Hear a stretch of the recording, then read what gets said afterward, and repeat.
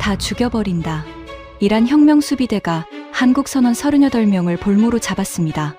호르무즈 해협이 발칵 뒤집혔습니다. 미사일 고속정 열척이 포위망을 좁혀왔습니다. 전 세계는 한국이 그 먼 중동 바다에서 대체 뭘 할 수 있겠냐며 코웃음을 쳤습니다. 하지만 한국의 구축함 한 척이 전속력으로 돌진하기 시작했습니다. 그리고 43시간 뒤 아무도 예상하지 못한 충격적인 반전이 벌어졌습니다. 지금부터 그 전말을 공개합니다. 시작하기 전 구독과 좋아요, 그리고 대한민국 파이팅 댓글로 한국을 응원해주세요. 지금 호르무즈 해협의 보험료가 폭발하고 있습니다. 하루에 1,800만 배럴의 원유가 통과하는 이 좁디좁은 수로에서 한국 국적 유조선 한 척이 이란 혁명수비대에게 무력으로 납포당했기 때문입니다. 전 세계 해운보험 시장의 심장부인 로이드 오브 런던은 순식간에 아수라장이 되었습니다. 선박 한 척당 전쟁 위험 보험료가 380만 달러에서 단숨에 2,700만 달러까지 치솟았습니다. 하지만 진짜 충격은 그 다음이었습니다. 지금부터 그 43시간 동안 벌어진 믿기 힘든 이야기를 낱낱이 공개하겠습니다. 저는 닉 해리슨, 올해 52살입니다. 로이드 오브 런던 소속 해상전쟁보험 수석 심사관으로 27년째 일하고 있죠. 제가 하는 일은 아주 단순합니다. 전 세계 바다 위에서 벌어지는 모든 위험의 값을 매기는 겁니다. 해적이 출몰하면 보험료를 올리고 군함이 호위하면 보험료를 내립니다. 감정 따위는 끼어들 틈이 없는 냉혹한 확률의 세계죠. 제 사무실 책상 서랍 안에는 오래된 편지 한 통이 들어 있었습니다. 포클랜드 전쟁에서 영국 해군 구축함 함장으로 참전하셨던 할아버지께서 돌아가시기 전 남기신 것이었죠. 진짜 해군은 총 한 발 쏘지 않고 적을 물러서게 만드는 거다. 젊은 시절에 저는 그 문장을 퇴역 군인의 감상적인 넋두리 정도로 치부했습니다. 그때는 제가 얼마나 크게 착각하고 있었는지 꿈에도 몰랐습니다. 그날 아침 런던 시각으로 새벽 5시 47분이었습니다. 잠결에 휴대폰이 미친 듯이 울려댔습니다. 화면에 뜬 발신자는 위기관리실장 제임스 콜린스였죠. 닉, 지금 당장 사무실로 와. 호르무즈에서 터졌어. 호르무즈라는 단어를 듣는 순간 잠이 확 달아났습니다. 저는 침대에서 벌떡 일어나 양말도 제대로 신지 못한 채 현관문을 박차고 나갔습니다. 새벽 공기가 폐부를 찌르듯 차가웠지만 몸 안쪽에서는 뜨거운 아드레날린이 솟구치고 있었습니다. 로이드 본사 위기관리실에 도착하자 이미 핵심 인력 12명이 모여 있었습니다. 대형 모니터 5개에 호르무즈 해협의 실시간 항적 데이터, 브렌트유 선물 차트, 그리고 전쟁 위험, 프리미엄 그래프가 동시에 펼쳐져 있었죠. 제임스 콜린스 실장이 매서운 눈빛으로 입을 열었습니다. 상황을 정리하겠다. 현지 시각 새벽 3시 20분. 한국 국적 유조선 오션 브레이브호가 호르무즈 해협 국제항로에서 이란 혁명수비대 IRGC 해군 소속 무장보트에 의해 강제 납포되었다. 적재량 42,000톤급 원유 운반선이다. 저는 즉시 계산기를 두드리기 시작했습니다. 42,000톤급이면 원유 적재량만 약 3억 달러어치입니다. 거기에 선체 가격, 용선료 손실, 그리고 호르무즈 전체 항로의 연쇄적인 보험료, 파급 효과까지 합치면 피해 규모는 기하급수적으로 불어나게 됩니다. 선원 상황은 어떻게 되나요? 제임스가 서류를 한 장 넘겼습니다. 총 38명이다. 한국인 9명, 필리핀인 17명, 미얀마인 12명, 전원 억류 상태로 추정된다. 38명이라는 숫자가 제 머릿속에서 보험 손해액의 한 항목으로 자동 변환되었습니다. 선원 필압 보험, 인당 배상 한도, 국적별 보상 체계. 솔직히 말하면 그때까지 저에게 38이라는 숫자는 사람이 아니라 그냥 리스크 개수였습니다. 그때 회의실 구석에 앉아있던 앙크안 르클레르가 무거운 목소리로 끼어들었습니다. 프랑스 해군 대령 출신으로 퇴역 후 우리 로이드의 군사자문위원으로 일하는 인물이었죠. 닉, 납포 주체가 정규 해군이 아니라 혁명수비대라는 점을 주목해야 합니다. 그게 뭐가 다른데요? 혁명수비대는 이란 정규군과 완전히 별개의 조직입니다. 최고 지도자에게 직속으로 보고하는 광신도 집단이죠. 정치적 야망과 이념적 광기가 결합된 협상 따위는 안중에도 없는 자들입니다. 제임스가 팔짱을 끼며 물었습니다.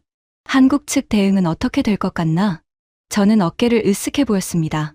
외교부에서 유감 성명 발표하고 미국한테 도와달라고 전화하겠죠. 한국이 이 먼 중동 바다에서 독자적으로 할 수 있는 건 아무것도 없습니다. 보험 리스크 모델에 한국 해군은 변수로 넣을 가치도 없어요. 피오나 맥그리거가 노트북에서 고개를 들며 말했습니다. 스코틀랜드 출신의 해양 리스크 분석가로 이제 겨우 경력 5년 차인 제 후배였죠. 닉 선배, 한국 해군이 아덴만에 구축함을 상시 배치하고 있다는 건 알고 계시죠? 알고 있어. 소말리아 해적 쫓아다니는 초계 임무잖아. 호르무즈하고는 차원이 다른 이야기야. 피오나. 피오나는 입을 다물었지만 뭔가 더 말하고 싶은 표정이 역력했습니다. 앙투안이 에스프레소 잔을 내려놓으며 나직이 중얼거렸습니다. 닉, 당신은 한국 해군을 너무 모르는 것 같군요. 그 말이 묘하게 신경을 긁었지만 저는 무시하고 모니터로 시선을 돌렸습니다. 지금 중요한 건 감상이 아니라 숫자였으니까요. 오전 7시 추가 정보가 쏟아지기 시작했습니다. 나포 주체의 정체가 구체적으로 확인되었습니다. 이란 혁명수비대 IRGC 해군 호르무즈 해역사령부 소속 현장 지휘관은 레자 호세이니 준장. 그 이름 옆에 붙은 경력 요약을 읽는 순간 등줄기가 서늘해졌습니다. 레자 호세이니. 나이 55세. 혁명수비대 내에서도 가장 극단적인 강경파의 핵심 인물. 과거 페르시아만에서 외국 상선 세척을 납포한 전력이 있으며 납포한 선원들을 국적별로 분리 수용해 독방에 가두는 잔혹한 수법으로 악명이 높았습니다. 그가 과거에 했던 발언 기록이 화면에 떴습니다. 외국 선원들은 위대한 혁명의 도구다. 덤비는 나라가 있으면 선원들부터 바다에 던진다. 제임스가 이를 악물며 내뱉었습니다. 미치광이 아닌가. 앙투안이 고개를 저으며 대답했습니다. 미치광이가 아닙니다. 철저하게 계산하는 잔인한 전략가죠. 선원들을 인간 방패로 써먹으면 어떤 나라도 함부로 군사행동을 못한다는 걸 정확히 알고 있는 겁니다. 오전 8시 억류된 선원 38명의 상세 신상 파일이 도착했습니다. 저는 습관적으로 서류를 펼쳤습니다. 한국인 9명, 김태호, 57세, 선장. 승선 경력만 30년이었습니다. 바다 위에서 인생의 절반 이상을 보낸 사람이었죠. 장세원, 43세, 기관장. 두 아이의 아버지. 박민수, 26세, 갑바다에 나온 신입 항해사. 경력란에는 고작 8개월이라고 적혀 있었습니다. 필리핀인 17명, 미얀마인 12명. 각자의 이름, 나이, 고향, 가족 관계가 빼곡히 적힌 서류를 넘기는 순간 저도 모르게 손끝이 멈췄습니다. 평소라면 이 서류는 그저 보험 배상 한도를 계산하기 위한 데이터에 불과했습니다. 하지만 26살 박민수라는 이름 옆에 적힌 비상 연락처가 눈에 꽂혔습니다. 어머니 박순자. 전화번호 하나. 그게 전부였습니다. 8개월 전 처음으로 먼 바다에 나간 26살 청년이 지금 이란 혁명수비대의 소나기에 갇혀 있다는 현실이 갑자기 목구멍을 틀어막았습니다. 하지만 저는 곧바로 그 감정을 억눌렀습니다. 감정은 보험료를 계산하는데 방해만 될 뿐이니까요. 오전 9시 전 세계에서 반응이 쏟아지기 시작했습니다. 필리핀 정부가 자국민 17명의 즉각적인 영사 접견을 요구하는 강경 성명을 발표했습니다. 미얀마 외교부 역시 자국 선원 12명의 안전 보장을 촉구하고 나섰죠. 하지만 한국 정부의 반응은 의외로 조용했습니다. 외교부 대변인이 짧은 우려 표명을 한 것이 전부였습니다. 제임스가 코웃음을 쳤습니다. 역시나 한국은 성명서 한 장이 최선이야. 결국 미국 제호함대한테 매달리겠지. 회의실에 있던 분석관들이 가볍게 웃음을 터뜨렸습니다. 바로 그때 피오나가 조심스럽게 손을 들었습니다. 저기 한 가지 이상한 게 있는데요. 뭔데? 항적 로그 시스템을 확인해 봤는데요. 한국 해군 아덴만 파견 함정 하나가 있어요. RKS 왕건이라는 구축함인데 현재 아덴만 북부 해역에서 순찰 임무 중입니다. 호르무즈까지 거리는 대략 1,400km 정도 됩니다. 그래서 그게 뭐 어쨌다는 거야? 혹시 저 군함이 올라오지 않을까 해서요. 저는 피식 웃어버렸습니다. 피오나, 1,400km야. 한국 구축함이 전속력으로 달려도 14시간은 걸려. 그 먼 거리를 단독으로 미군 지원도 없이 미사일을 장전한 혁명수비대 한복판으로 뛰어든다고? 말이 되는 소리를 해. 피오나는 입술을 꾹 깨물며 고개를 숙였습니다. 앙투안이 커피잔을 만지작거리며 나직이 말했습니다. 닉, 한 가지만 기억해 두십시오. 진짜로 무서운 함대는 요란하게 위협하는 쪽이 아닙니다. 아무 말 없이 조용히 닻을 올리는 쪽이죠. 또 그 알쏭달쏭한 소리. 저는 앙투안의 말을 흘려들으며 모니터에 집중했습니다. 오전 10시, 레자 호세이니의 잔혹함이 본격적으로 드러나기 시작했습니다. 미국 국가안보국 NSA가 감청한 혁명수비대 내부 통신이 영국 정보기관 GCHQ를 경유해 우리 로이드 군사자문 채널로 흘러들어왔습니다. 레자의 명령이었습니다. 선원 38명을 국적별로 완전히 분리하라. 한국인은 독방에 넣어라. 필리핀인과 미얀마인은 따로 격리 수용한다. 서로의 안부를 절대 모르게 차단해라. 공포가 극대화되어야 협상에서 써먹을 수 있다. 저는 모니터를 읽으며 주먹을 불끈 쥐었습니다. 인간이 할 수 있는 짓이 아니었습니다. 38명을 쪼개서 격리시키면 각국 정부는 자국민 아니만 따지느라 통일된 대응을 하지 못하게 됩니다. 레자는 그걸 정확히 노린 겁니다. 분열시켜 지배한다. 악마적으로 계산된 전략이었죠. 이어서 추가 감청 내용이 도착했습니다. 한국인 선장 김태호에게 특별히 전해라. 한국 정부가 72시간 안에 동결 자산 15억 달러를 풀지 않으면 선원들을 한 명씩 국제 언론 앞에 세우겠다. 가족 영상통화를 시켜주겠다고 미끼를 던져라. 가족 얼굴을 보면 어떤 인간이든 무너진다. 제임스가 탁자를 내리치며 욕설을 내뱉었습니다. 이 인간 쓰레기 같은 놈. 앙투안이 차갑게 정리했습니다. 레자 호세이니는 미치광이가 아닙니다. 극도로 냉정한 사이코패스에 가깝죠. 선원들의 공포를 수확해서 정치적 레버리지로 전환하는 기술에 능한 자입니다. 가장 끔찍한 유형의 적이에요. 오전 11시, 저는 보험료 긴급 재산정 작업에 들어갔습니다. 호르무즈 해협통과 선박에 대한 전쟁 위험, 보험료를 최고 위험 등급으로 격상해야 했습니다. 제 손가락이 키보드를 두드릴 때마다 전 세계 해운업계의 돈이 증발하고 있었습니다. 통과 선박 한 척당 전쟁 위험, 보험료 380만 달러에서 2,700만 달러로 긴급 인상. 호르무즈 해협 위험 등급 레드, 최고 경계 단계 격상. 1일 통과 선박 약 65척 기준. 해운업계 추가 보험 부담 하루 약 15억 달러 이상 추정. 숫자를 입력하는 내내 손끝이 미세하게 떨리고 있었습니다. 이 숫자 하나하나가 전 세계 원유 수송의 핏줄을 조르는 올감이었으니까요. 바로 그때 피오나가 자리에서 벌떡 일어났습니다. 닉 선배, 이것 좀 보세요. 피오나의 모니터를 들여다본 순간 심장이 쿵 하고 바닥으로 내려앉았습니다. 항적 로그 시스템에 찍힌 데이터가 너무나도 명백했습니다. RKS 왕건. 함수 방향이 급격히 북쪽으로 꺾여 있었습니다. 엔진 속도 급증가. 현재 속도 30노트. 그리고 계속해서 상승 중. 저는 숨을 확 참았습니다. 피오나, 이거 확실한 거야? 3번 확인했습니다. 오전 10시 38분에 함수 방향이 변경되었고 10시 42분부터 엔진 출력이 최대치로 올라가고 있어요. 설마 진짜로 여기까지 올라온다는 거야? 현재 속도를 기준으로 계산하면 내일 새벽 1시 전후에 호르무즈 권역에 도달합니다. 회의실이 얼어붙었습니다. 제임스가 창백한 얼굴로 중얼거렸습니다. 한국 해군이 진짜로 단독 기동을 시작했다고? 미군 지원 없이? 혼자서? 저는 다시 한번 데이터를 확인했습니다. 미 해군 제호함대 소속 함정과의 합류 징후는 전혀 없었습니다. 한국의 구축함은 완전히 혼자였습니다. 1,400km 떨어진 화약고를 향해 전속력으로 질주하는 단 한 척의 군함. 앙투안이 자리에서 천천히 일어나며 말했습니다. 그의 눈빛이 형광등 아래에서도 번뜩이고 있었습니다. 시작되었군요. 도대체 뭐가 시작됐다는 겁니까? 지금부터 벌어질 일을 한치의 오차도 없이 추적하십시오. 닉, 당신이 보험업계에서 27년간 쌓아온 모든 상식이 송두리째 뒤집힐 겁니다.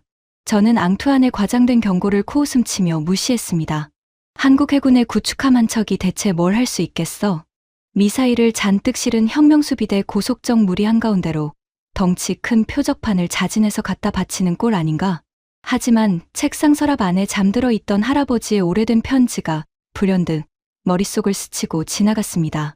진짜 해군은 총 한 발 쏘지 않고 적을 물러서게 만드는 거다. 그때는 그 문장이 왜 떠오르는지 제 자신도 이해할 수 없었습니다. 오후 12시 레자 호세이니의 두 번째 명령이 감청망에 걸려들었습니다. 한국인 선장 김태호를 따로 데려와라. 눈을 가리고 별도의 신문실로 이송한다. 나머지 한국인 선원들에게는 선장이 어디로 갔는지 절대 알려주지 마라. 지도자를 경계하면 나머지는 공포에 무너진다. 앙투안이 주먹을 불끈 쥐었습니다. 교과서적인 심리전 기법입니다. 지도자를 격리해서 나머지 인원의 사기를 완전히 꺾는 수법이죠. 김태우 선장의 얼굴이 서류 위 여권 사진에서 저를 올려다보고 있었습니다. 57세, 승선 경력 30년. 바다 위에서 온갖 풍파를 다 겪었을 노련한 사내였겠지만 지금 이 순간 눈이 가려진 채 혁명수비대의 신문실로 끌려가고 있었습니다. 오후 1시 전쟁 위험 보험료 추가 산정 결과가 나왔습니다. 제 리포트에 적힌 숫자들은 이미 재앙 수준이었습니다. 브렌트유 배럴당 $112 돌파, 호르무즈 통과 선박 보험료 800% 폭등, 글로벌 해운업계 1일 추가, 손실 47억 달러 추정, 한국 구축함의 호르무즈 진입 시 무력 충돌 가능성 극히 높음, 충돌 발생 시 호르무즈 해협 전면 봉쇄 가능성, 기간은 최소 2주에서 최대 3개월, 봉쇄 기간 중 글로벌 경제 충격 규모 수조 달러에 달할 것으로 추정. 하지만 보고서를 쓰면서도 자꾸만 시선이 항적 로그 시스템으로 끌려갔습니다. 한국의 구축함 왕건은 속도 31노트를 일정하게 유지한 채 북쪽을 향해 맹렬하게 질주하고 있었습니다. 마치 거대한 화살 하나가 지도 위에서 호르무즈를 정확히 겨냥하고 날아가는 것처럼 보였습니다. 저는 혼잣말을 중얼거렸습니다.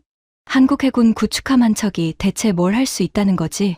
바로 그때 앙투안이 제 옆에 와서 모니터를 함께 들여다보며 말했습니다.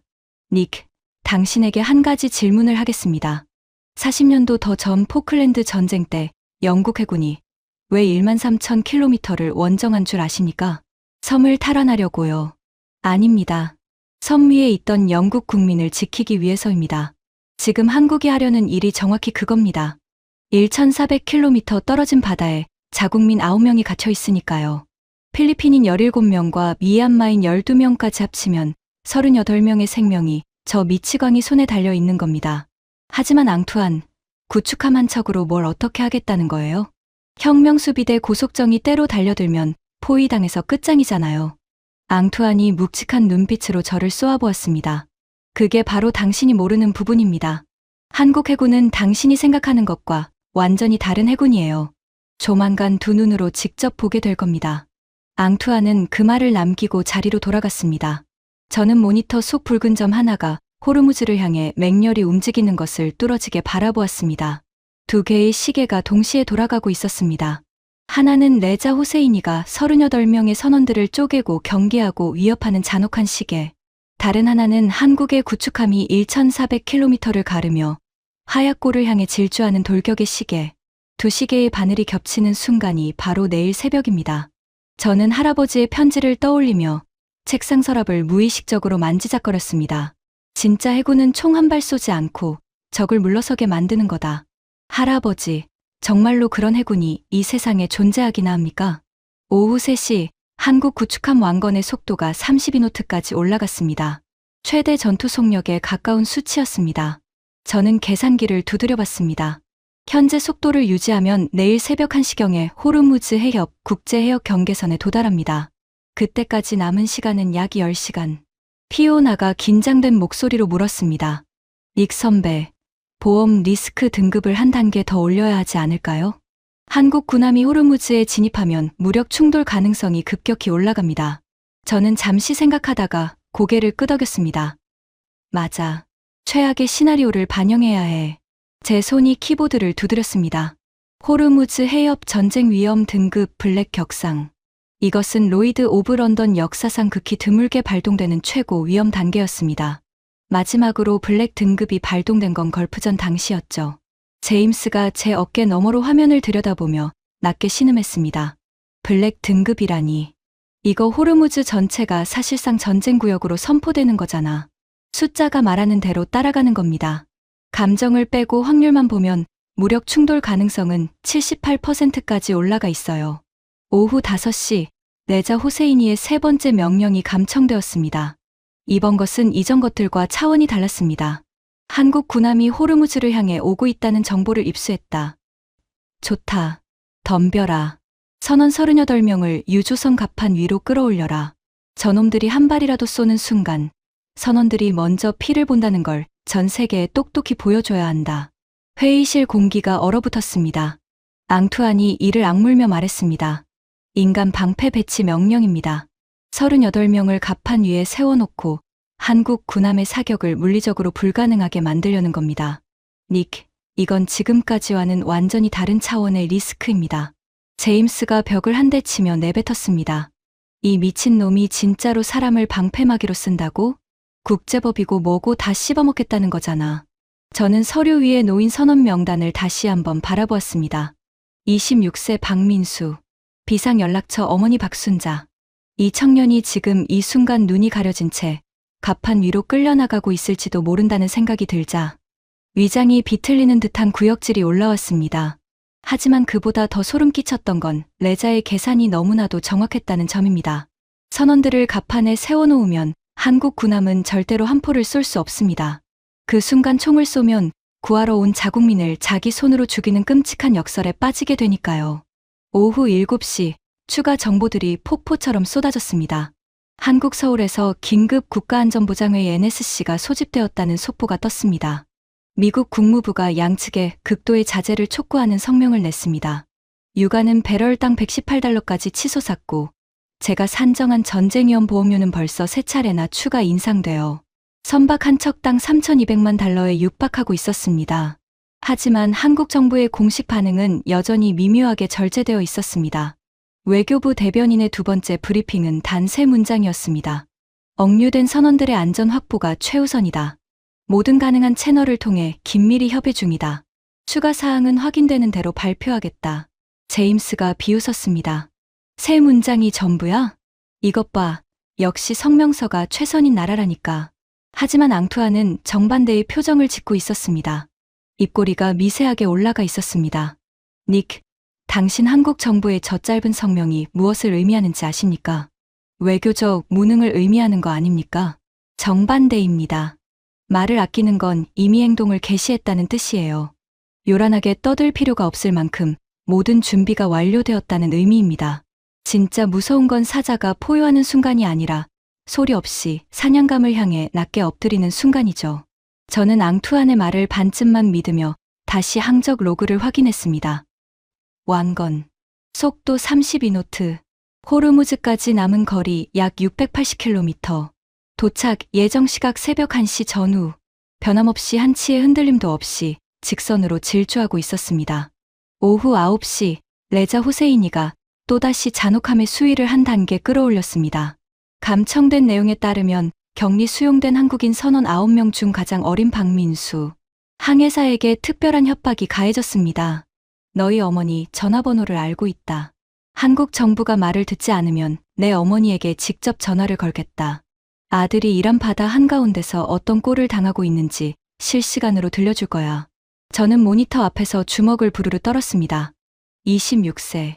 아직 바다 경력이 8개월밖에 되지 않은 청년을 상대로 어머니를 볼모 삼아 심리전을 벌이는 겁니다. 피오나가 눈시울을 붉히며 말했습니다. 저 인간은 진짜 악마입니다. 앙투안이 차갑게 말했습니다. 악마는 적어도 자기가 악하다는 자각이라도 있습니다. 레자 호세이니는 자신이 위대한 혁명의 전사라고 진심으로 믿고 있어요. 그게 더 무서운 겁니다. 자정이 넘었습니다. 런던 시각으로 새벽.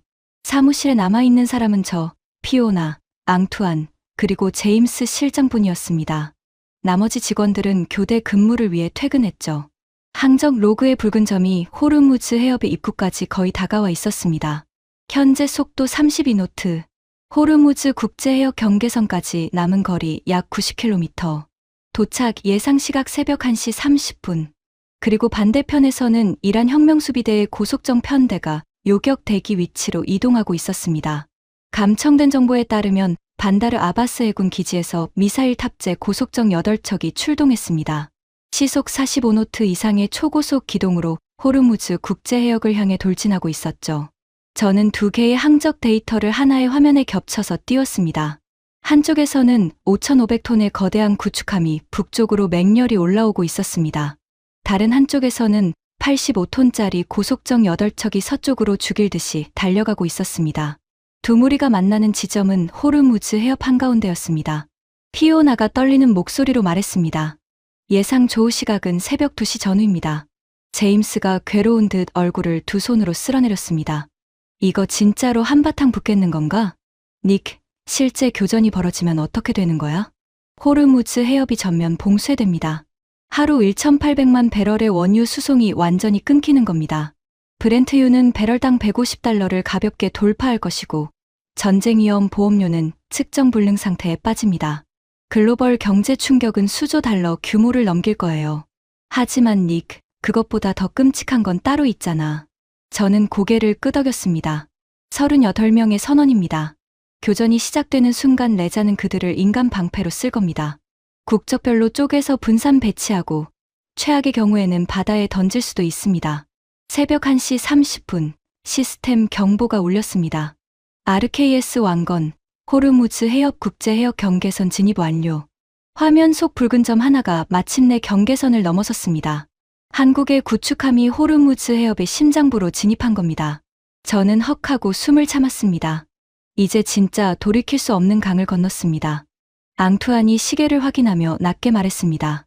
30분 후면 만납니다. 새벽 2시 군사위성 실시간 영상이 업데이트되었습니다.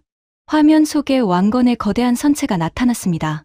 전장 150m, 만재 배수량 5,500톤의 위풍당당한 구축함이 칠흑 같은 호르무즈의 어둠을 가르며 전진하고 있었습니다. 그리고 그 주변을 8개의 검고 작은 점들이 파리 떼처럼 맴돌기 시작했습니다. 미사일을 탑재한 혁명수비대 고속정들이었습니다.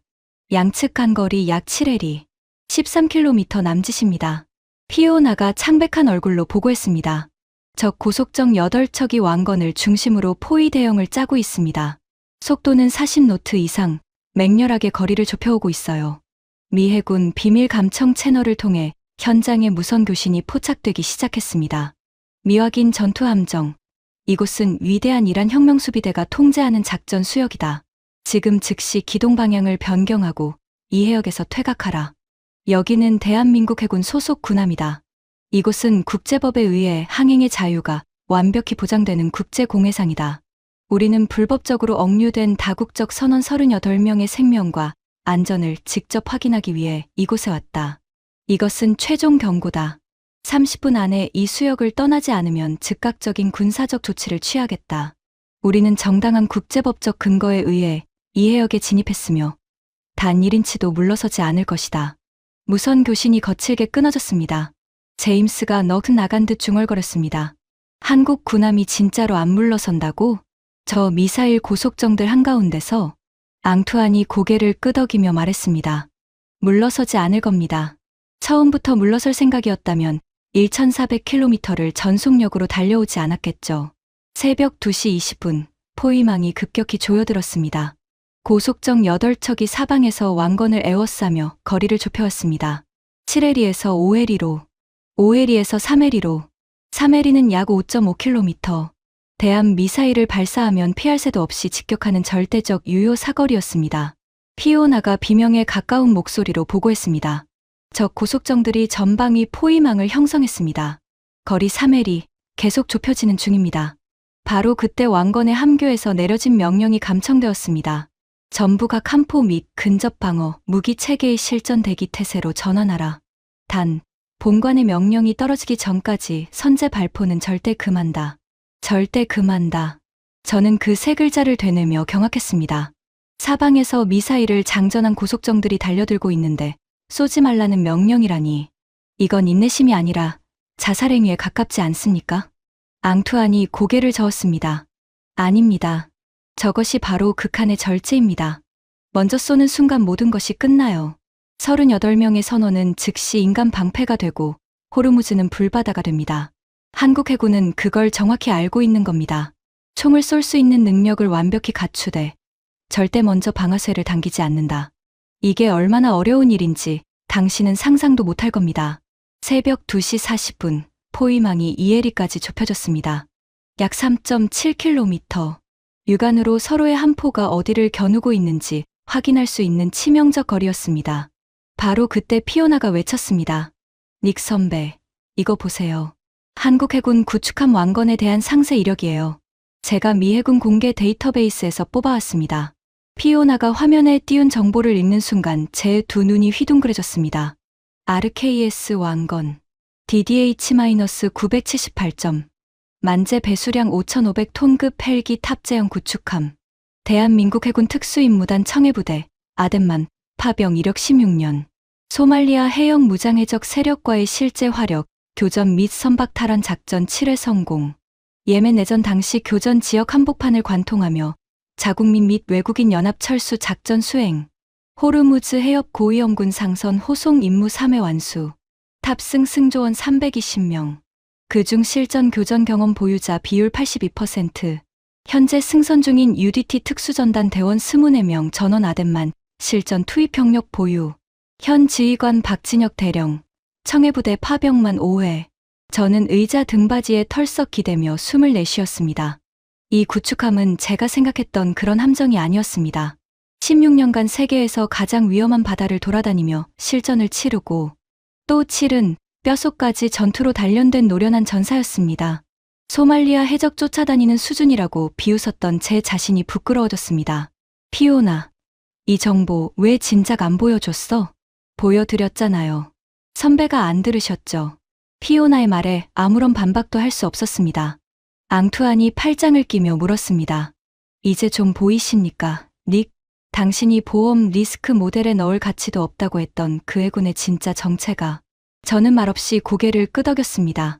하지만 한 가지 의문이 풀리지 않았습니다. 아무리 실전 경험이 풍부하다 해도 구축함 한 척으로 미사일 고속정 8척의 포위를 어떻게 버틴다는 겁니까? 바로 그 답이 눈앞에서 펼쳐지기 시작했습니다. 새벽 3시 왕건의 비행 갑판 위에서 거대한 기계 덩어리가 움직이기 시작했습니다.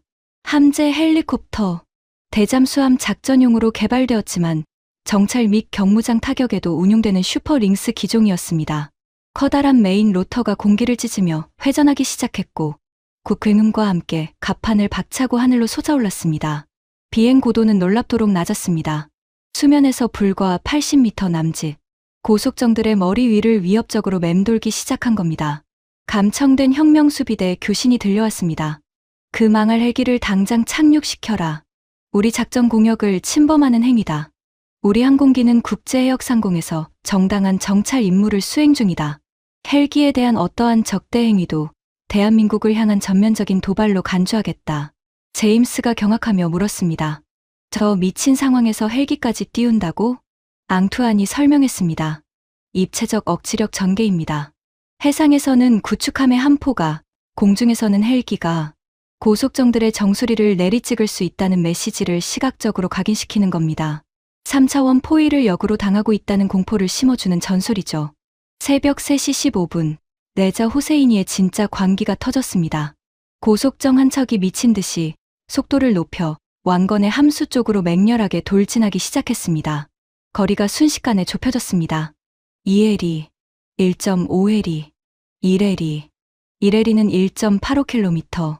센터 전체에 최고 등급 경보음이 찢어질 듯 울려 퍼졌습니다. 적 고속정 한 척, 왕건 함수 방향으로 초고속 접근 중입니다. 현재 거리 1500m, 계속 좁혀지고 있어요. 저는 자리에서 벌떡 일어났습니다. 심장이 갈비뼈를 부수려는 것처럼 미친 듯이 쿵쾅거렸습니다. 감청된 왕건 함교 내부 교신이 들려왔습니다. 함장님, 적 고속정 한 척이 좌연 전방에서 초고속으로 돌진해오고 있습니다. 현재 거리 1200m, 좌연 전방 함포 즉각 정조준. 다시 한번 명령한다. 선제 발포는 절대 대기하라. 1000m, 800m. 저는 두 손으로 책상 모서리를 움켜쥐었습니다. 손마디가 하얗게 질려 있었습니다. 이건 테스트였습니다. 레자가 한국 군함이 진짜로 방아쇠를 당길 배짱이 있는지 목숨을 걸고 찔러본 겁니다. 700m, 650m. 왕건의 좌연에 장착된 한 포가 돌진해오는 고속정의 조타시를 정확히 겨누고 있었습니다. 하지만 방아쇠는 당기지 않았습니다. 바로 그 순간이었습니다. 650m를 남겨둔 지점에서 고속정의 스크루가 역회전하며 하얀 포마를 튀겼습니다. 굉음을 내며 전진을 멈추었습니다. 10초, 20초, 30초. 영원처럼 느껴지는 정적이 흐른 뒤 고속정이 아주 천천히 함수를 돌려 후진하기 시작했습니다. 제임스가 다리에 힘이 풀린 듯 의자에 주저앉았습니다. 세상에, 이게 대체 무슨 미친 상황이야. 앙투안이 차분하지만 분명한 목소리로 말했습니다. 한국 해군이 증명한 겁니다. 우리는 언제든 너희를 제거할 능력이 있다. 하지만 절대 먼저 총을 쏘지 않는다. 너희가 선을 넘지 않는 한. 저는 서랍 속 할아버지의 편지를 떠올렸습니다. 진짜 해군은 총 한 발 쏘지 않고 적을 물러서게 만드는 거다. 방금 전 눈앞에서 벌어진 일이 바로 그것이었습니다. 650m. 인류가 만든 어떤 대함 미사일도 피할 수 없는 자살거리에서 발포하지 않은 채 적을 물러서게 만든 겁니다. 하지만 안도감은 오래가지 않았습니다. 새벽 3시 30분, 왕건의 비행 갑판 위에서 새로운 움직임이 포착되었습니다. 칠흑 같은 전투복을 입은 무리가 일사불란하게 정렬하고 있었습니다. 방탄 헬멧, 야간 투시경, 그리고 중무장 장비. 대한민국 해군 특수전단 UDT 대원들이었습니다. 피오나가 숨을 죽이며 말했습니다. 해상 특수전 팀입니다. 최악의 상황을 대비해서 실전 투입 준비를 하고 있는 거예요. 최악의 상황이라면 선원 38명을 강제로 구출해내기 위한 돌입 작전이요. 화면 속 UDT 대원들은 갑판에 도열한 채 묵묵히 시커먼 바다만 응시하고 있었습니다. 그들은 총구를 겨누지 않았습니다. 그저 그곳에 말없이 서 있을 뿐이었죠. 하지만 그 무언의 존재감 자체가 섬뜩한 위협이었습니다. 우리가 원한다면 언제든 뛰어들 수 있다. 국민이 위험에 처하면 이 바다가 지옥이라도 뚫고 들어간다. 앙투안이 나직이 말했습니다. 저건 허세가 아닙니다. 아덴만에서 16년간 실전을 치른 진짜 배기들이에요. 저들이 갑판에 선 모습을 보여주는 것 자체가 레자에게 보내는 마지막 경고입니다. 새벽 4시, 제 머리를 완전히 뒤흔드는 정보가 날아왔습니다. 지금까지 저는 한국이 오직 군사력만으로 이 위기에 대응하고 있다고 생각했습니다. 구축함 들이밀고, 헬기 띄우고, UDT 올려놓고, 전형적인 무력 시위라고만 판단했죠. 하지만 완전히 틀렸습니다. GCHQ 채널을 통해 도착한 최신 정보는 이것이었습니다. 한국 외교부 차관급 인사, 오만 외무장관과 긴급 핫라인 통화 실시, 동시에 카타르 왕실 외교 특사와 최고위급 접촉 진행 중, 스위스 보호이익 대표부를 통한 이란 측 간접 채널 가동 정황 포착, 최우선 의제 억류 선원 38명의 생명 및 안전 확인 절차.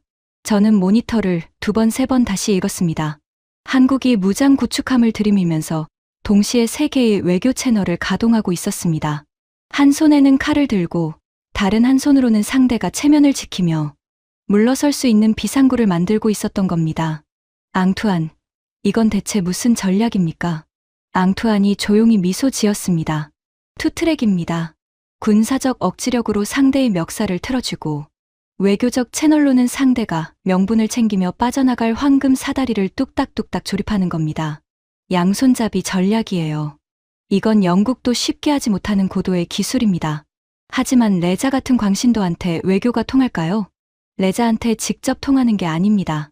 레자의 윗선에 통하는 거예요. 이란 혁명수비대 최고사령부는 레자보다 훨씬 현실적이에요. 체면을 세워줄 출구만 있으면 미친 개를 줄에 묶어둘 수 있습니다. 저는 떨리는 손으로 보고서를 대폭 수정했습니다. 한국 정부 투트랙 전략 가동 확인. 군사적 억지력과 마후 외교 협상을 동시에 진행 중. 최종 목표는 무력 충돌을 통한 승리가 아닌 선원 38명의 무사 안전 확보로 강력히 추정됨. 이건 단순한 무력 시위가 아니다.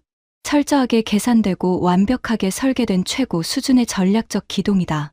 새벽 5시, 레자가 최후의 발악을 시작했습니다. 감청된 명령이었습니다. 고속정 2척을 추가로 보내라. 반다르 아바스에서 즉시 출항시켜. 저 한국 군함을 완전히 질식시킬 때까지 포위망을 조여야 한다. 추가 고속정 2척 긴급 출항. 기존 8척의 증원 2척. 합쳐서 총 10척. 제임스가 이를 갈며 내뱉었습니다. 10척이라고? 저 미치광이는 사태를 진정시킬 생각이 아예 없는 거야. 하지만 앙투안이 고개를 저었습니다. 오히려 좋은 신호입니다. 레자가 병력을 더 투입한다는 건 지금 상태가 불안하다는 뜻이에요. 자신이 우위에 있다고 확신하면 굳이 추가 전력을 부르지 않습니다. 한국 구축함이 예상보다 훨씬 강하다는 걸 레자도 느끼고 있는 겁니다. 새벽 5시 30분. 레자의 잔혹함은 멈출 줄을 몰랐습니다. 예인선을 준비하라. 나포한 유조선을 반다르 아바스 군사항만으로 끌고 들어간다. 선원들은 육상시설로 이송해서 국적별로 완전히 분산 수용한다. 제임스가 탁자를 내리쳤습니다. 이건 뭘 노리는 거야? 저는 이를 악물며 대답했습니다. 판을 완전히 뒤엎으려는 겁니다. 지금 공해상에서는 왕건이 길목을 막고 버티고 있잖아요. 하지만 유조선을 이란영의 깊숙한 군사 항만으로 끌고 들어가면 게임의 규칙이 완전히 달라집니다. 그 안에서는 어떤 나라의 군함도 들어갈 수 없거든요. 들어가는 순간 전면전 선포가 되니까요. 그럼 38명은 어떻게 되는 거야? 국적별로 뿔뿔이 흩어져서 강압신문을 받게 됩니다.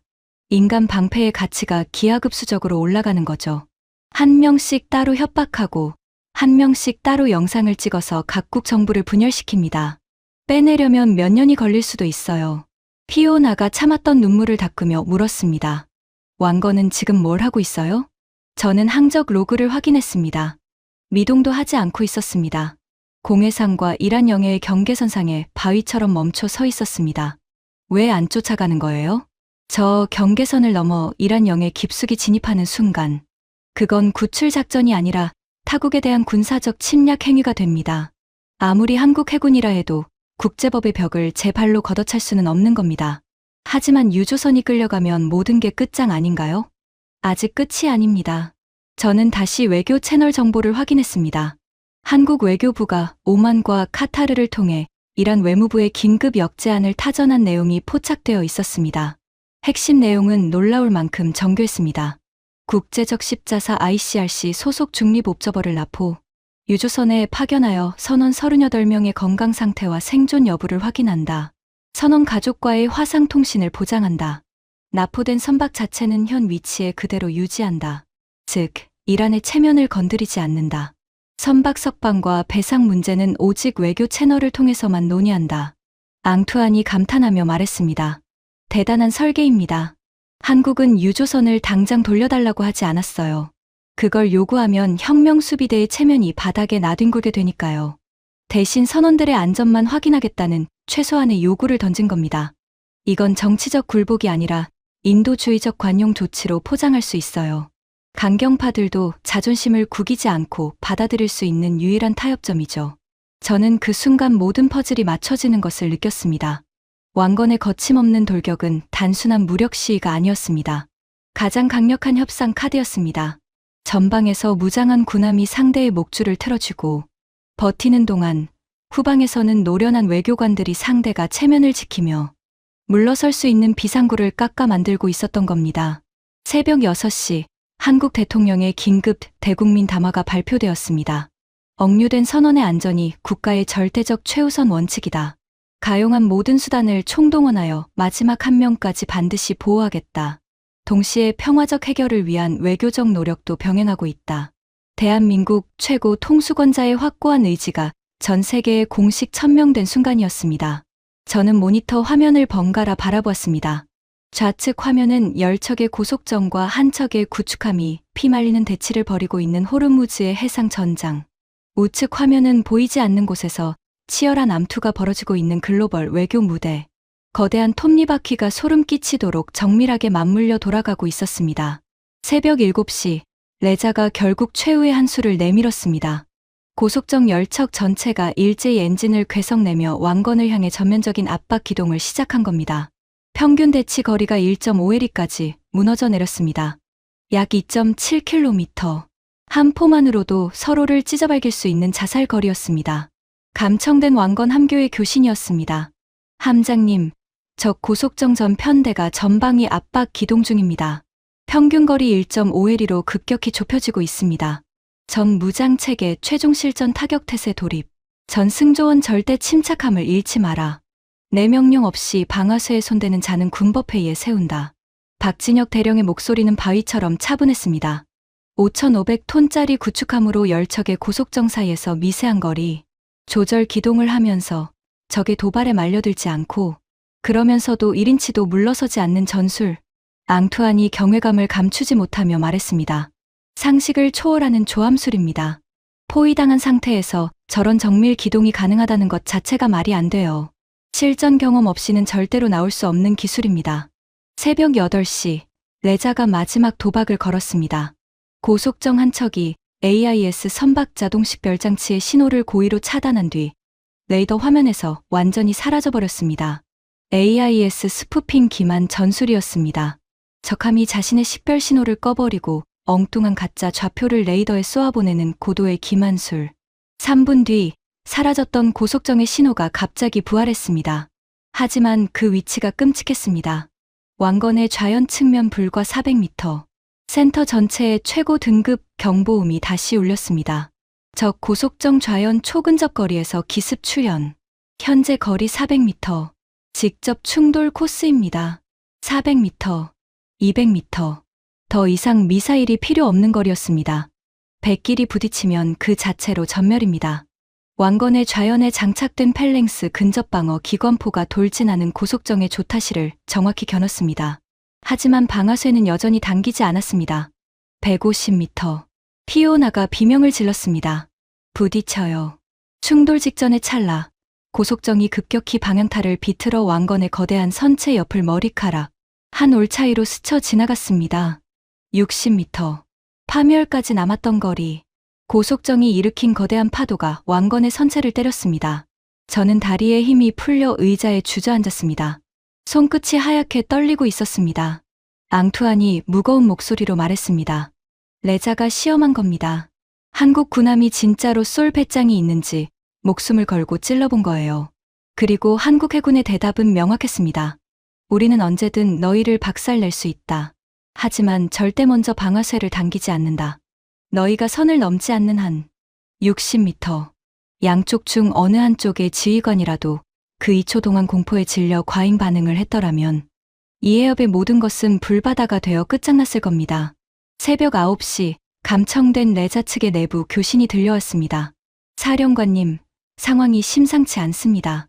저놈들이 미동도 하지 않습니다. 우리가 아무리 밀어붙여도 1인치도 물러서질 않아요. 방금 전 60m까지 들이받을 뻔했는데도 귀신처럼 침착하게 피하기만 할 뿐 쏘질 않습니다. 그럼 한 번 더 밀어붙여봐. 완전히 미친 짓입니다. 다음번에는 진짜로 부딪히거나 저쪽이 쏠 수 있습니다. 우리 고속정은 한 방이면 박살입니다. 레자의 부하들마저 동요하기 시작한 겁니다. 60m 돌진에서도 끄떡하지 않는 한국 군함을 보며 공포를 느낀 거였죠. 닉 들었습니까? 앙투안이 물었습니다. 네. 레자의 부하들이 겁을 먹었어요. 바로 그겁니다. 한국 해군이 자신들의 압도적인 화력을 적을 파괴하는 데 쓰는 것이 아니라 적이 함부로 방아쇠를 당기지 못하도록 짓누르는 가장 완벽한 방패로 사용하고 있는 겁니다. 총을 쏠 수 있는 능력이 가장 강력한 억지력이 되는 역설. 이것이 진짜 프로페셔널의 세계입니다. 저는 오래된 편지 한 통을 다시 떠올렸습니다. 진짜 해군은 총 한 발 쏘지 않고 적을 물러서게 만드는 거다. 할아버지, 이제야 그 말씀의 진짜 무게를 알 것 같습니다. 오전 10시, 레자의 상부에서 균열이 감지되었습니다. 이란 혁명수비대 최고사령부 내부 통신이 감청된 겁니다. 현장 지휘관은 어떻게 대처하란 말인가? 일단 무장 대기하되 함부로 발포하지 마라. 최고 위층의 최종 정치적 결단을 기다려라. 국제 여론이 극도로 악화되고 있다. 나포한 선원들이 한국인뿐 아니라 필리핀, 미얀마까지 얽힌 다국적이라 각국 정부가 벌떼처럼 들고 일어나고 있다. 앙투안이 이를 듣고 말했습니다. 레자의 목줄이 위에서 조여지기 시작했습니다. 최고사령부가 현장의 확전을 통제하라는 시그널을 보낸 거예요. 체면을 살리면서 빠져나갈 출구를 찾기 시작한 겁니다. 한국 측의 투트랙 전략이 효과를 발휘하고 있는 건가요? 정확히 그렇습니다. 전방에서 구축함이 목줄을 틀어쥐고 있는 동안 후방의 외교 채널이 이란 윗선에 명분 있는 출구를 제시한 겁니다. 강경파들도 체면을 구기지 않고 받아들일 수 있는 딱 하나의 타협점을요.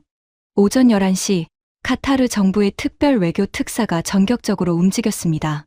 테헤란의 이란 외무부와 서울의 한국 외교부를 동시에 연결하는 3자 긴급 화상 접촉이 성사되었습니다. 동시에 오만 정부도 중재 지지 입장을 공식 표명했고 영세 중립국 스위스가 인도주의 채널 제공 의사를 밝혔습니다. 외교 전선에서 거대한 돌파구가 열리기 시작한 겁니다. 저는 벅찬 마음으로 보고서를 수정했습니다. 다국적 외교 돌파구 형성 중. 다자간 중재 채널 전면 활성화. 이란 측의 정치적 명분과 체면, 유지가 보장되는 합의안 공식 타진됨. 군사 충돌 리스크 점진적 하락 추세로 전환. 하지만 이 글을 쓰면서도 가슴 한구석에서는 불안이 꿈틀거리고 있었습니다. 레자 호세이니. 저 잔혹한 사이코패스가 윗선의 통제에 순순히 따를까요? 아니면 마지막 발악으로 모든 것을 불태워버릴까요? 호르무즈의 바다 한가운데서 10척의 고속정과 한 척의 구축함이 여전히 피 말리는 대치를 이어가고 있었습니다. 총성은 없었습니다. 하지만 보이지 않는 곳에서 벌어지는 외교전의 포화는 그 어느 때보다 치열하게 불타오르고 있었습니다. 오후 12시 중재안의 최종 합의 텍스트가 도착했습니다.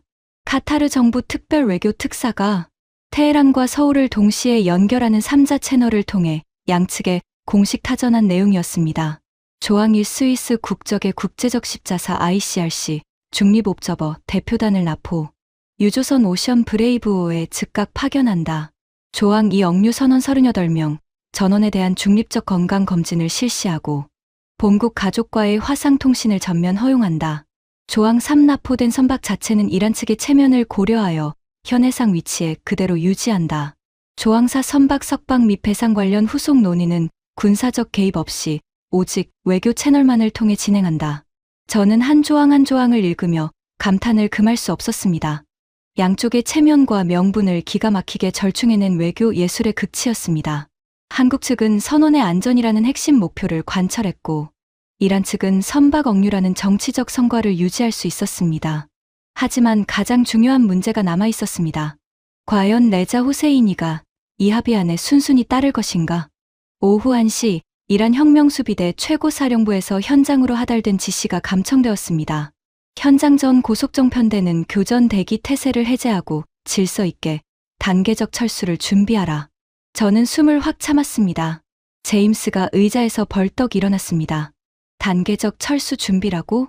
진짜로 이란 강경파가 물러서는 거야? 하지만 저는 차마 기뻐할 수가 없었습니다. 가슴속 어딘가에서 불길한 직감이 경고등을 미친 듯이 울리고 있었거든요. 감청 내용을 다시 한번 꼼꼼히 읽었습니다. 현장 부대 단계적 철수 준비. 단, 철수 명령의 최종 발동은 조건부로 유보한다. 조건부 유보. 이건 철수가 아니었습니다. 철수를 빌미로 시간을 버는 겁니다. 피오나, 예인선 움직임을 확인해봐. 피오나가 항적 로그를 뒤지더니 창백한 얼굴로 돌아왔습니다. 예인선이 움직이고 있어요. 오션 브레이브호를 향해 접근 중입니다. 현재 거리 3km. 레자가 철수 명령을 핑계 삼아 시간을 벌면서 유조선을 이란 군사 항만으로 끌고 들어가려는 겁니다. 합의안이 발효되기 전에 기정사실을 만들어버리겠다는 최후의 발악이었습니다. 앙투안이 주먹을 불끈 쥐었습니다. 끝까지 악랄하군요. 저는 즉시 워싱턴과 서울의 반응을 추적했습니다. 한국 외교부에서 전 세계를 향해 긴급 규탄 성명이 발표되었습니다. 나포 선박의 강제 항만 이동 및 선원에 대한 강압적 분리 신문 시도는 국제법 위반으로 간주한다. 호르무즈 현장의 해상 전력은 전면 유지한다. 38명 선원의 안전 확보를 위한 모든 물리적 준비 태세를 완료했다. 동시에 한국 국방부 장관이 현장 지휘관에게 교전 규칙의 엄격한 재확인 지시를 하달했습니다. 원칙 1 선제 타격 및 도발적 군사행동은 절대 금한다. 원칙 2 무력 교전은 적의 명백한 적대 행위에 대한 정당방위 시에만 허용한다. 원칙 3 억류된 선원들의 생명에 직접적인 위협이 가해질 경우 상부 보고 없이 현장 지휘관의 판단으로 즉각적이고 전면적인 타격 대응을 허가한다. 세 번째 원칙이 핵심이었습니다. 선원들이 위험에 처하면 현장에서 즉시 쏴도 된다는 뜻입니다. 레자가 선원들을 건드리는 순간 왕건의 모든 포문이 열리는 겁니다. 오후 2시 호르무즈 현장의 상황이 극적으로 뒤바뀌기 시작했습니다. 항적 로그를 확인하던 피오나가 소리쳤습니다. 고속정들이 움직이고 있어요. 거리를 벌리고 있습니다. 1.5에리에서 2에리로, 2에리에서 3에리로. 저는 눈을 비비며 모니터를 다시 확인했습니다. 사실이었습니다. 맹렬하게 달려들던 고속정들이 아주 미세하게 엔진 출력을 낮추며 뒤로 물러나고 있었습니다. 하지만 동시에 예인선은 여전히 오션 브레이브호를 향해 다가가고 있었습니다. 이건 뭐야? 고속정은 빠지면서 예인선은 보낸다고? 앙투안이 날카롭게 분석했습니다. 레자의 마지막 줄다리기입니다. 현장 무력 대치는 한 단계 완화하는 척하면서 유조선만 슬쩍 빼가려는 수작이에요. 윗선의 철수 명령도 지키는 척하고 자기 목적도 달성하려는 이중 계산이죠. 하지만 한국 측이 저걸 가만히 놔둘까요? 바로 그 답이 왕건에서 나왔습니다. 감청된 함교 내부 교신이었습니다. 함장님, 적 예인선이 오션 브레이브호를 향해 계속 접근 중입니다. 현재 거리 1.5km. 왕건의 링스 헬기를 예인선 상공으로 급파하라. 예인선의 일거수일투족을 머리 위에서 감시하면서 우리가 모든 것을 지켜보고 있다는 사실을 똑똑히 각인시켜라. 동시에 UDT 특수전팀 즉각 대기 태세 유지. 예인선이 오션 브레이브호의 밧줄을 거는 순간 그 즉시 차단 작전에 돌입할 준비를 갖춰라. 링스 헬기가 굉음을 내며 예인선 상공으로 날아갔습니다. 수면 50m 높이에서 맹렬하게 선회하며 예인선의 조타시를 내려다보았습니다.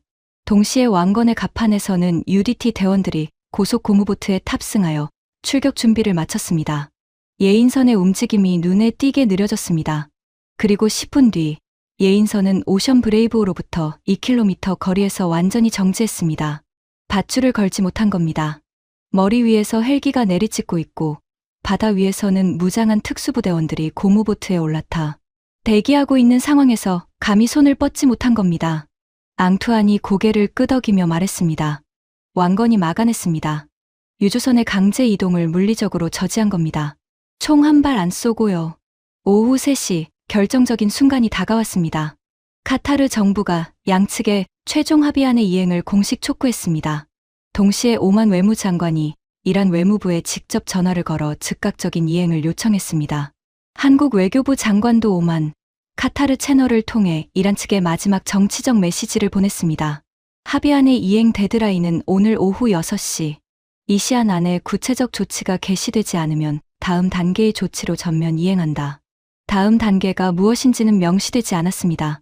하지만 호르무즈 바다 한가운데서 함포를 정조준한 채 버티고 있는 5,500톤의 구축함이 그 답을 대신하고 있었습니다. 오후 4시 이란 혁명수비대 내부에서 격렬한 논쟁이 벌어지고 있다는 감청이 들어왔습니다. 레자 호세이니와 그의 상급자 사이의 교신이었습니다. 사령관, 이대로 저놈들 앞에서 꼬리를 내리란 말입니까? 위대한 혁명수비대의 자존심이 어떻게 됩니까? 자존심 때문에 고속정 편대를 통째로 잃을 생각인가? 저 한국 군함의 실전 이력을 직접 확인해봤나? 아덴만에서 16년간 해적을 쓸어버린 전투함이다. 교전이 시작되면 우리 고속정은 5분 안에 전멸한다. 하지만 사령관님, 저는 레자, 명령이다. 현시간부로 추가 도발을 전면 중단하라. 예인선도 즉각 복귀시켜라. 최고 지도자 사무실에서 직접 지시가 내려왔다. 더 이상의 확전은 불허한다. 통신이 끊어졌습니다. 회의실이 고요해졌습니다. 제임스가 떨리는 목소리로 물었습니다. 이거 진짜로 끝나는 거야? 앙투안이 천천히 고개를 끄덕였습니다. 레자의 줄이 끊어졌습니다. 최고 지도자 사무실에서 직접 내려온 명령이면 레자도 어쩔 수 없어요. 광신도라 해도 최고 지도자의 명령만큼은 거역할 수 없는 절대적인 권위니까요. 오후 5시 항적 로그에 극적인 변화가 나타났습니다. 열척의 고속정이 하나둘씩 함수를 돌려 왕건으로부터 멀어지기 시작했습니다. 3해리에서 5해리로, 5해리에서 7해리로, 7해리에서 10해리 바깥으로. 예인선도 오션 브레이브호에서 물러나 반다르 아바스 방향으로 되돌아가고 있었습니다. 피오나가 눈물을 글썽이며 말했습니다. 물러가고 있어요. 진짜로 물러가고 있어요. 왕건도 즉각적으로 상응하는 조치를 취했습니다. 정조준하고 있던 함포의 각도를 허공을 향해 꺾어내렸습니다. 하지만 상공의 링스 헬기는 여전히 선회를 멈추지 않았습니다. 총구는 내렸지만 눈은 감지 않겠다는 명확한 메시지. 오후 5시 30분 감청된 레자 호세이니의 마지막 무전이었습니다. 전편대 철수 완료. 현 시간부로 반다르 아바스 모항으로 전면 귀환한다. 그의 목소리에는 억누를 수 없는 분노와 굴욕감이 묻어났습니다. 하지만 더 이상 어찌할 도리가 없었습니다. 눈앞에서 1인치도 물러서지 않는 한국 구축함의 초인적인 인내심과 보이지 않는 곳에서 치밀하게 조여오는 다국적 외교. 압박 앞에서 레자의 광기는 마침내 꺾인 겁니다. 저는 모니터 앞에서 두 손으로 얼굴을 감싸 쥐었습니다. 뜨거운 것이 눈시울을 타고 흘러내렸습니다. 27년간 보험 심사관으로 일하면서 단 한 번도 업무 중에 눈물을 흘린 적이 없었습니다. 숫자는 울지 않으니까요. 하지만 지금 이 순간 제가 쏟고 있는 눈물은 숫자가 아니라 38명의 진짜 사람들을 위한 것이었습니다. 오후 6시 국제적 십자사 ICRC 중립옵저버 대표단이 오만 무스카트 국제공항에서 전용 헬기에 탑승했습니다. 목적지는 오션 브레이브호. 도착 예상 시각 오후 8시. 오후 8시 정각 하얀 헬기 한 대가 오션 브레이브호의 넓은 갑판 위로 사뿐히 착륙했습니다. 하얀 옷을 입은 사람들이 헬기에서 내렸습니다. 국제적 십자사 옵저버 팀이었습니다. 로이드 위기관리실 전체가 숨을 죽였습니다. 모두가 모니터 화면만 뚫어지게 바라보고 있었습니다.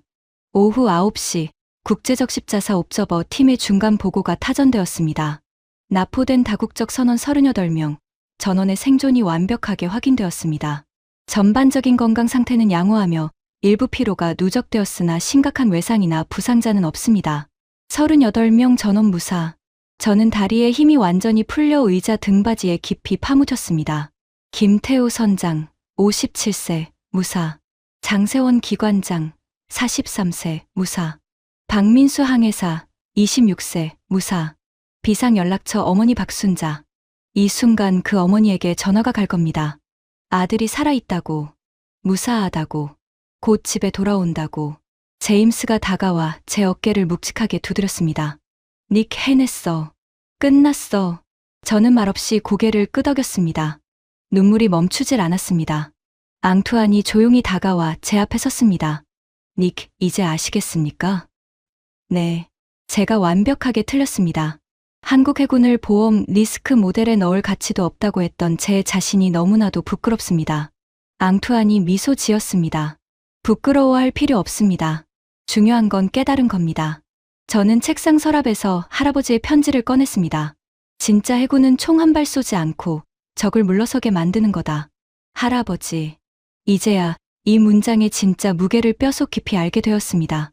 그것은 퇴역 군인의 감상적인 넋두리가 아니었습니다. 43시간 동안 호르무즈 바다 한가운데서 단 한 발의 총성도 울리지 않고 38명의 생명을 지켜낸 한국의 구축함이 증명해낸 세상에서 가장 차갑고 완벽한 전략적 진실이었습니다. 피오나가 눈물을 닦으며 물었습니다. 닉 선배, 이제 보험 리스크 등급은 어떻게 하실 건가요? 저는 키보드에 손을 올렸습니다. 호르무즈 해협 전쟁 위험 등급 블랙에서 레드로 하향 조정. 선박 한 척당 전쟁 위험 보험료 3,200만 달러에서 850만 달러로 긴급 인하. 호르무즈 항로 정상 운항 단계적 재개. 그리고 맨 아래에 한 줄을 추가했습니다. 제 손가락이 키보드 위에서 아주 오랫동안 멈춰 있다가 천천히 움직였습니다. 리스크 모델 특별 수정 사항. 대한민국 해군 함정이 호르무즈 해협 인근 해역에 현존하는 경우 해당 구역의 전쟁 위험 등급을 2단계 하향 조정한다. 근거 실정 검증된 극한의 억지력 및 위기 통제 능력. 27년간 로이드 오브 런던의 리스크 모델에 한 번도 등장한 적 없던 한국 해군이 43시간 만에 모델의 상수로 각인된 순간이었습니다. 제임스가 제 화면을 들여다보며 고개를 끄덕였습니다. 닉, 그 수정안 내가 직접 이사회에 올리겠다. 이해 없을 거야. 오후 10시 앙투안에게서 마지막 전화가 걸려왔습니다. 닉, 한 가지만 더 물어봐도 되겠습니까? 물론이죠. 이번 사태를 겪고 난 후 당신의 눈에 비친 한국 해군은 어떤 존재입니까? 저는 창밖을 바라보았습니다. 런던의 밤하늘이 검게 깔려 있었습니다. 그 어떤 상황에서도 절대로 과소평가해서는 안 될 해군입니다. 왜요? 소름 끼칠 정도로 조용하기 때문이죠. 자신들의 힘을 요란하게 과시하며 떠들지 않고 그저 자신들이 해야만 할 일을 묵묵히 수행합니다. 적을 짓밟고 굴복시키기 위해 총을 쏘는 것이 아니라 뒤에 있는 38명의 사람들을 지켜내기 위해 압도적인 무력을 가장 완벽한 방패로 사용하는 해군입니다. 그 침묵의 무게가 바로 진짜 강함이었습니다. 앙투안이 소리내어 웃었습니다. 당신 할아버지가 들으셨다면 아주 자랑스러워하셨을 겁니다. 저는 편지를 한 번 더 읽으며 나직이 대답했습니다. 네, 이제야 할아버지의 뜻을 완벽히 이해했습니다. 진짜 해군은 총 한 발 쏘지 않고 적을 물러서게 만드는 거다. 그건 단순히 쏘지 않는다는 소극적인 의미가 아니었습니다. 쏠 수 있는 모든 능력을 완벽히 갖추고도 쏘지 않을 수 있는 극한의 절제력. 그리고 그 절제의 궁극적인 목적이 적을 이기는 것이 아니라 뒤에 있는 누군가를 지켜내는 것이라는 사실. 그것이 할아버지께서 포클랜드의 거친 바다에서 평생을 걸고 지키려 했던 진짜 해군의 정신이었습니다. 그로부터 며칠이 지난 런던. 저는 여느 때처럼 로이드 오브 런던 본사 사무실에서 모니터 5대를 마주하고 앉아 있었습니다. 글로벌 유가는 완전히 안정을 되찾았습니다. 브렌트유는 배럴당 $87 선으로 평온하게 회귀했죠. 하늘을 뚫을 듯 폭등했던 전쟁 위험, 보험료도 정상치로 내려앉았습니다. 호르무즈 해협을 통과하는 거대한 유조선들이 다시 빽빽한 대열을 이루며 묵묵히 항해하고 있었습니다. 항적 로그 시스템의 한 구석에서 익숙한 신호 하나가 보였습니다. RKS 왕건. 거대한 제빅 구축함은 호르무즈를 떠나 자신들의 원래 작전 구역인 아덴만 해역을 향해 조용히 남하하고 있었습니다. 자신들이 이룩한 기적을 요란하게 자랑하지 않고 아주 묵묵하게 다시 거칠고 험한 바다에서 싸워야 할 다음 임무를 준비하면서요. 저는 화면 속 그 점점 작아지는 항적을 바라보며 나지막이 중얼거렸습니다. 정말로 수고 많으셨습니다. 당신들이야말로 제가 27년간 숫자로는 단 한 번도 계산해낼 수 없었던 진짜 해군이었습니다. 저는 책상 서랍에서 할아버지의 편지를 꺼내 모니터 옆에 세워두었습니다. 낡은 종이 위에 잉크가 사무실 조명을 받아 은은하게 빛났습니다. 진짜 해군은 총 한 발 쏘지 않고 적을 물러서게 만드는 거다. 이 한 줄의 문장은 이제 더 이상 퇴역 군인의 감상적인 유언이 아닙니다. 제가 직접 두 눈으로 목격한 세상에서 가장 완벽한 전략적 결론이 되었습니다. 워싱턴의 펜타곤에서, 도쿄의 해상자위대 사령부에서, 베이징의 해군 참모부에서 이 43시간을 연구하기 시작했다는 소식이 들려왔습니다. 총 한 발 쏘지 않고 미사일, 고속정 열척의 포위를 뚫어낸 구축함의 이야기는 전 세계 해군 교범의 새로운 챕터가 될 겁니다. 하지만 저에게 가장 큰 변화는 따로 있었습니다. 이제 모니터에 새로운 비상 경보가 뜰 때마다 저는 가장 먼저 보험료 계산기를 두드리는 대신 이렇게 묻습니다. 지금 그 바다 위에 누가 있는가? 몇 명의 생명이 위험에 처해 있는가? 그들을 지켜낼 해군은 어디에 있는가? 차가운 숫자, 너머에 존재하는 뜨거운 사람들의 목숨. 그것을 보는 눈을 갖게 해준 43시간이었습니다. 지금까지 영국 로이드 오브 런던의 보험 심사관이 목격한 호르무즈 해협 43시간의 충격적인 이야기였습니다. 총 한 발 쏘지 않고 38명의 생명을 지켜낸 대한민국. 해군의 이야기가 더 많은 분들께 전해질 수 있도록 이 영상을 널리 공유해주세요. 침묵하는 강함이 진짜 강함입니다. 구독과 좋아요도 부탁드립니다. 지금까지 감동테라였습니다. 감사합니다.